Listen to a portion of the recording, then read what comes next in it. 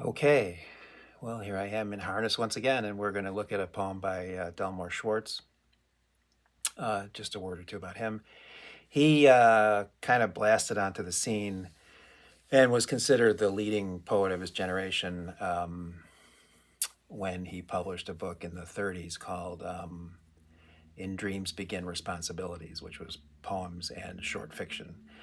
You can get this book today. This is all short fiction. It's got that title, but this isn't exactly the book that was published at the time. Um, the title story here, In Dreams Begin Responsibilities, is an amazing story. And I would very warmly recommend reading it and everything else in this book and everything else in this book and anything with his name on it, which there are sadly not that many. Um, anyway, as I say, he made a big splash at the beginning, and then even through when this book, Summer Knowledge, was published. It's got this title now, but originally it was Summer Knowledge. This is in the 50s. He won the Bollingen Prize. It was a big deal, but he kind of went into eclipse after that, and commenced a personal tailspin that ended with paranoia and mental illness, paranoia, alcoholism, and he died alone and in want at the infamous Chelsea Hotel in New York, which I think is the scene of more than one artist flame out and skids hitting, so to speak. He for a number of years he worked on a lengthy poem called Genesis that he expected to be very warmly received and so on, but it wasn't. I've not read that poem. I think it's well regarded today, but it was not well received at the time, and he took that hard, and that seems to have had something to do with his decline and too early end. He was only in his 50s when he died. Just a couple of points of interest. While he taught at Syracuse, he taught Lou Reed and was something of a mentor to him. And Schwartz was also the model for the character von Humboldt Fleischer in Saul Bellows' novel Humboldt's Gift, which is also very, very much worth reading. So that's all I'll say. One other thing, because it's kind of relevant to this poem. He was early on, and when he was publishing, in his early publishing period, he wasn't, I don't think, an avowed Marxist, as they say, but I think he was very interested in Marxian ideas. Um, he studied, I forget what university, but he studied under Sidney Hook for a while, and Sidney Hook was a once, I don't know if he was actually he would have embraced the term Marxist himself either, but he was at the very least what they used to call a fellow traveler, and he was very much, a far left intellectual. He later threw that all over and became a conservative, and was and his trajectory, of course, delighted people like William F. Buckley and whoever. Um, and later on in his own life, Schwartz evidently too became sort of conservative or moved to the right considerably at any rate. But at this point in his life, when we're looking at these poems, I think it's the appeal of Marxian ideas and in terms of political order and their effects on people and history, the effects of history on people is going to be pretty evident. Anyway, so I will read the poem. It is called In the Naked Bed in Plato's Cave. In the naked bed in Plato's cave, reflected headlights slowly slid the wall. Carpenters hammered under the shaded window. Wind troubled the window curtains all night long. A fleet of trucks strained uphill, grinding, their freights covered as usual. The ceiling lightened again. The slanting diagrams slid slowly forth. Hearing the milkman's chop, his striving up the stair, the bottles chink, I rose from bed, lit a cigarette, and walked to the window. The stony street displayed the stillness in which buildings stand, the street lamp's vigil and the horse's patience. The winter's sky's pure capital turned me back to bed with exhausted eyes. Strangeness grew in the motionless air. The loose film grayed. Shaking wagons, hooves waterfalls sounded far off, increasing, louder and nearer. A car coughed, starting. Morning, softly melting the air, lifted the half-covered chair from under seas, kindled the looking glass, distinguished the dresser and the white wall. The bird called tentatively, whistled, called, bubbled and whistled, so. Perplexed, still wet with sleep, affectionate, hungry and cold. So, O Son of Man, the ignorant night, the travail of early morning, the mystery of beginning again and again, while history is unforgiven. Okay, excuse me.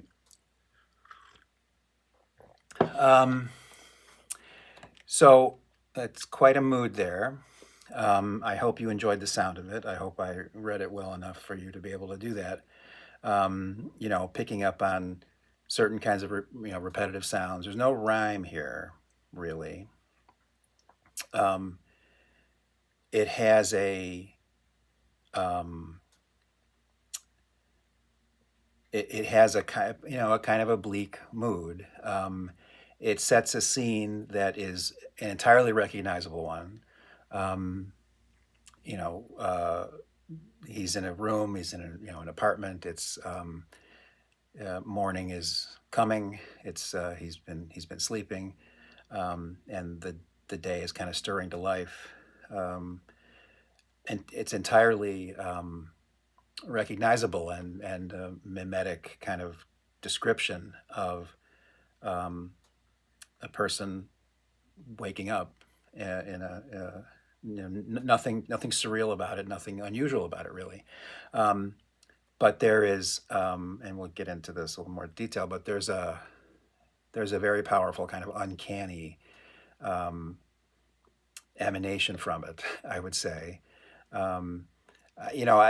As I've said in previous installments, my own sense of what's most valuable and astonishing in poetry and all art that's ambitious and serious is its ability to take us to the verge of what can be said or coherently conceptualized or even sensed in a way that feels at all familiar and opens a channel of some kind to a space in which we can really only wonder or stand in a kind of mute awe at all we don't know about ourselves, our universe, anything really. And that when I really have a powerful experience of this kind, it's not because I'm quote unquote getting the point of the poem. It's because of what its formal features, what its external aspect and its, so to speak, its body is doing. So I'm talking about the way that art can, tear the fabric of habitual experience and defamiliarize that experience, unsettle your sense of your stability, of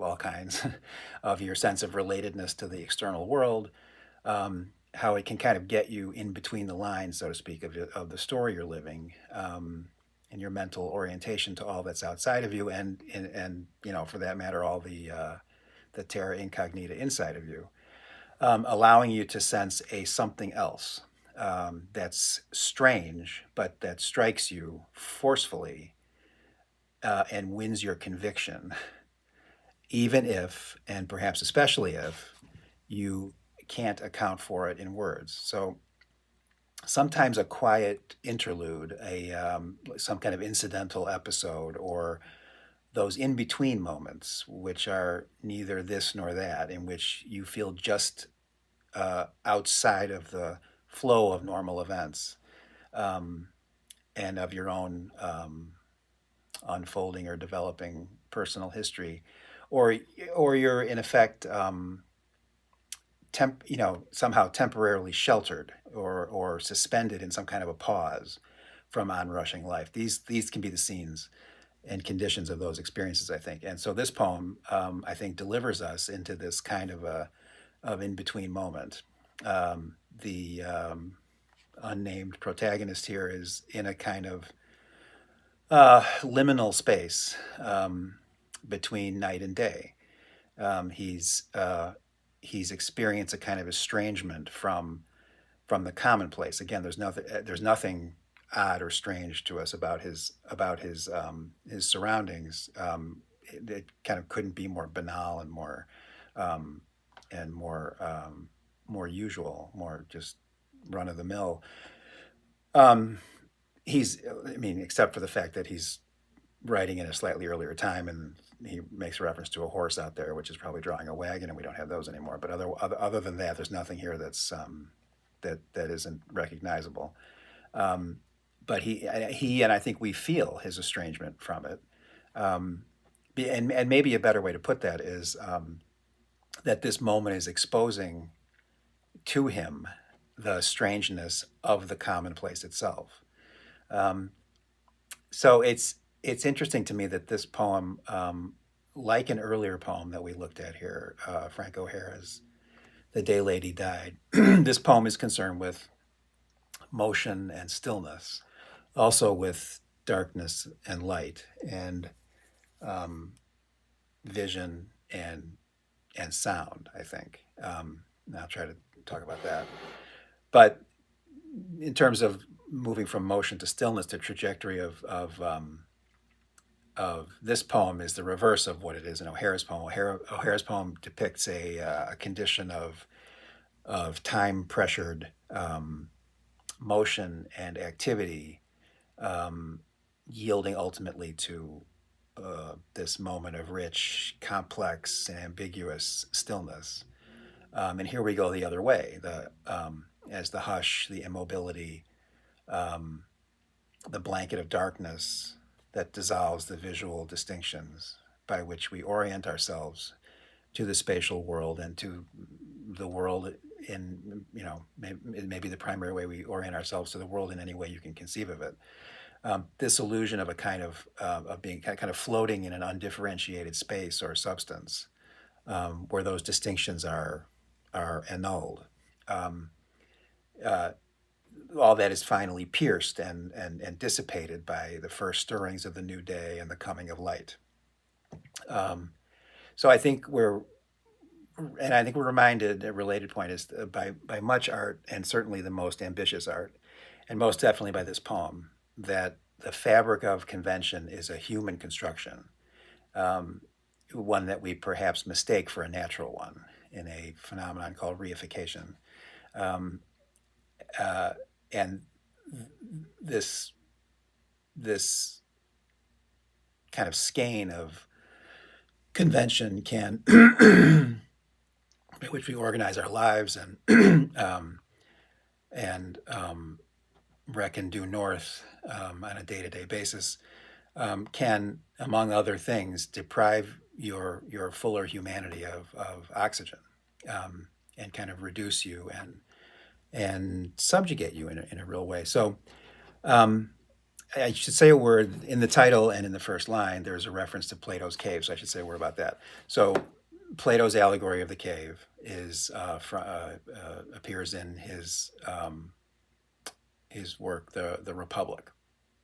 It's probably the most famous part of that work, and it's an allegory of how most people view the world, how they relate to the world, um, the ordinary person versus the philosopher. So he asks his interlocutor, and it's a dialogue, to imagine. I think it's children, because I think he's talking about their education, but it applies to the whole way of life. They're in a cave. They are behind them is the opening to the cave, and it's wide and opens to the outside world. And if they were able to turn around and look through that opening they would be able to see what goes on out there, but they're bound and they can't move and they can't turn their heads. In front of them is a wall, a blank wall of the cave. Above them is firelight, and so when people behind them pass by, do things, talk with each other, do whatever they're doing, their shadows are projected onto the wall. And Plato, and in the person of Socrates, um, likens that to the way the ordinary person, conventional person, um, relates to reality. That is to say, that person only sees the shadow, doesn't see the proper thing, um, and becomes convinced that those shadows are real, and that even if you took him, if you unshackled one of these people who were one of these kids who were shackled, and brought him out, they wouldn't believe you if you told them at that point, after a certain amount of time, that the actual people they ran into were the real thing. They would still believe the shadow was the real thing. Um, and it's only through philosophy, through applying yourself to philosophy, that you can ascend from that point, and from that reduced state, that inauthentic state, and come to an appreciation of the immaterial idea, the real essence of reality.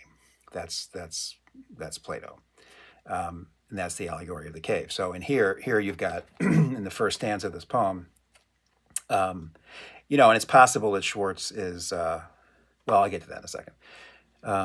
The reflected headlights from outside appear on the wall before him, and they slowly slide away.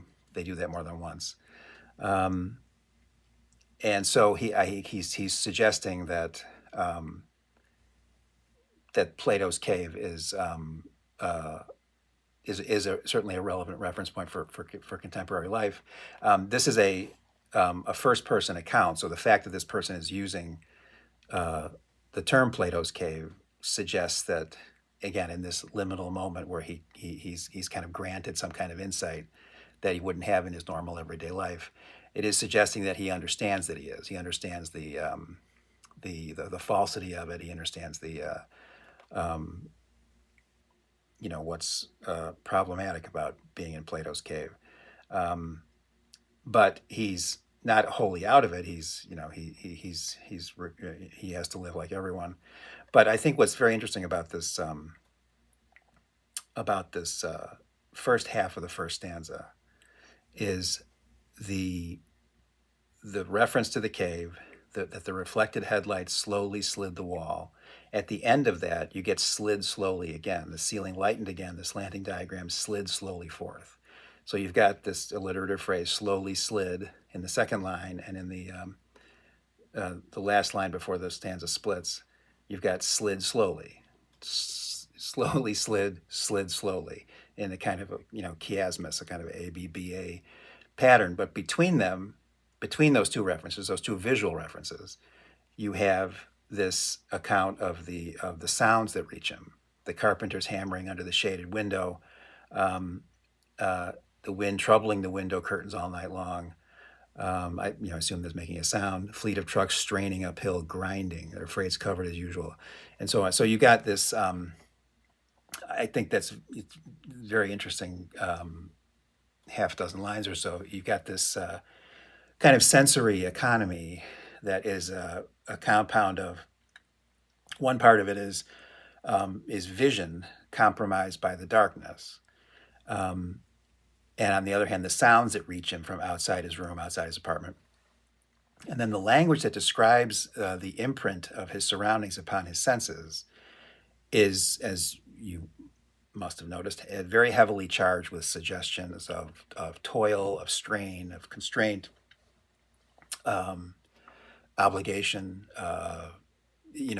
feelings of insecurity about being able to meet basic physical needs. I think can be inferred from what was reported to us here, and same anxiety about satisfying appetites of various kinds, physical appetites of various kinds.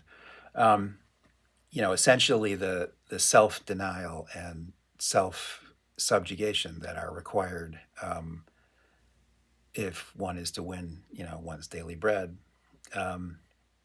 So I think this kind of anxiety suffuses this scene. There's no sense here of anybody greeting the new day, refreshed and with a sense of renewal. The mood is very unsettling. These first shoots of activity don't at all seem to be harbingers of a new beginning in any sense that would, quicken the soul or anything like that. They seem instead to creep into the scene and the perceptual field like tentacles that take hold of the passive given and shackle it all under the weight of toil and burden. And I think it's very interesting the way I think we obviously it's not an accident that alliterative phrase slowly slid is answered later by its reverse, slid slowly in this first section, and I think what you've got here is um, part of the reason that these sounds I think are making such an impression on him, and they seem different and they seem strange, they seem to be telling him something he doesn't uh, necessarily have ears for in most of the time, are because he's in this kind of in between state, and he's also not he's in a condition of compromised vision. He can't. He's there's dark. There's darkness. He can only see what he sees are the shadows from the outside, and it's within this pocket. It's kind of like slowly slid and slid slowly, kind of bookend this account of the sounds, and I think um, they condition their reception by our protagonist here, and they're transformed in his mind, his imagination, his perhaps his conscience. Um, so it goes on. Uh, let's see here. So I mean, the sounds that reach him, I think they may sound. They're not just sounds. They're not indifferent. As I say, they're transformed. It's almost seems as though their true character is revealed to him, something that he can't normally see. They're oppressive, maybe dehumanizing, inauthentic, sinister, perhaps character um, inside of this pocket, this darkling kind of space um, that is circumscribed by those two nearly identical visual cues. Um, Again, this idea of achieving some kind of a transformational insight in a liminal moment. So in the second half of the stanza, there he's still surveying the predominantly still scene. He hears the milkman's chop. He's striving up the stair. The bottles chink. So again, there's more suggestion of toil and chop and chink. They're words that suggest a striking or friction or um, some uh, some act of maybe violence even. Um, so then he rises from the bed, lit a cigarette, walked to the window, and he looks out on the still scene. Um, and the buildings are standing in stillness. The street lamps vigil. The horse's patience. I mean, those terms are all suggesting the street lamps vigil. You have a vigil if you're trying to guard against some kind of danger. You need patience in trying circumstances. In a argue, in a better world, you wouldn't need so much patience, perhaps. And then he says, the winter sky's pure capital. That's an interesting way to put that, I think. So I think, you're getting that the these kinds of shackles that we're getting, we're able to infer that people are struggling with are due to our economic arrangements, and that there's some left of center there's a left of center kind of vibe with that, and describing the winter sky's pure capital, and then it turned him back to bed with exhausted eyes. That's an interesting way to put that. It's as though the sky itself is an element that just kind of awaiting exploitation, or Um, or there's this conceptual vocabulary of capitalist economics that's falling between us and our ability to even perceive the sky. Um, and then it goes on. Strangeness grew in the motionless air. So he's getting this. He's having uh, it's still very still, but all of this is giving him this overwhelming, overpowering sense of how strange all the commonplace things really are, and all the arrangements we have, and all the things that we take for granted. So the loose film grayed, shaking wagons, hooves, waterfall sounded far off, increasing louder and louder, louder and nearer. A car coughed, starting. Morning softly melting the air. Okay, so we're still hearing the sounds. It's still pretty dark. We're hearing the sounds increasing, coming closer. Um, uh, there's a vaguely threatening, I would say, suggestion there about them. The car coughed. That's um, suggestion of sickliness, etc. And then light is coming, and it's melting the air. It lifts the half-covered chair from under seas, kindled the looking glass, distinguished the dresser and the white wall. So everything's coming. Light is coming. The normal visual world is returning, and he seems to be able to perceive himself being kind of sucked back into conventional life. And this moment is kind of dying from him. And then there's this bird. The bird called tentatively, whistled, called, bubbled, and whistled. So, perplexed, still wet with sleep, affectionate, hungry, and cold. So he says the bird, and at first I thought he was probably talking about a bird he had in a cage there in his room or his apartment. The bird, but I don't know why it would awake. It would awaken wet if it was. So I think it must be a bird outside. Um, but he describes the bird as perplexed and tentative, uh, you know, still affectionate, hungry and cold. So some of those descriptors are kind of odd for to imagine an animal having. I think it's probably the case that he's projecting his own sense of himself onto the bird, and sees the bird as in some way alienated from nature in its surroundings, as he may himself feel that way. And I think that suggestion is the more likely, given the fact that he ends one of these sentences. The bird called tentatively, whistled, called, bubbled, and whistled. So! Exclamation point. And then he finishes with the bird and says, so, O son of man, the ignorant night, the travail of early morning, the mystery of beginning again and again while history is unforgiven. So he puts these two so's in front of his address to man, this apostrophe to man, son of man, um, um, in a way that sort of suggests like we're like the bird in this respect, and um, these very very moving phrases to describe the ordinary transit from night to day, from sleeping to wakefulness. So, O son of man, the ignorant night, the travail of early morning, the mystery of beginning.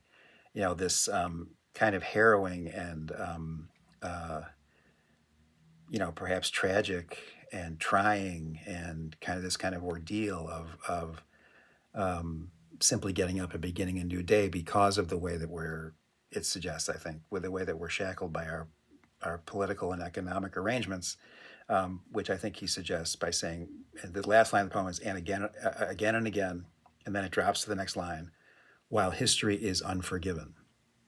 And those last four words kind of fall like a weight, and their stresses are like hammer blows, I think, again and again, while history is unforgiven. And I think, to use some of the economic sort of terms that are being used in here, unforgiven, I think perhaps in the sense of a loan is unforgiven. History is a debt. History is a burden. There is no new day while we live the way we live. while we arrange our what used to be called political economy the way we do. Um, every there's no every moment is the product of the past, and we carry that burden with us every moment. So I think it's kind of a bleak vision. I think is very powerful, and um, I think I will conclude my comments there um, and read the poem again. Okay. In the naked bed in Plato's cave. In the naked bed in Plato's cave, reflected headlights slowly slid the wall. Carpenters hammered under the shaded window. Wind troubled the window curtains all night long. A fleet of trucks strained uphill, grinding, their freights covered as usual. The ceiling lightened again, the slanting diagram slid slowly forth. Hearing the milkman's chop, his striving up the stair, the bottle's chink, I rose from bed, lit a cigarette, and walked to the window. The stony street displayed the stillness in which buildings stand, the street lamp's vigil and the horse's patience. The winter sky's pure capital turned me back to bed with exhausted eyes. Strangeness grew in the motionless air. The loose film grayed. Shaking wagons, hooves, waterfalls sounded far off, increasing, louder and nearer. A car coughed, starting. Morning, softly melting the air, lifted the half-covered chair from under seas, kindled the looking glass, distinguished the dresser and the white wall.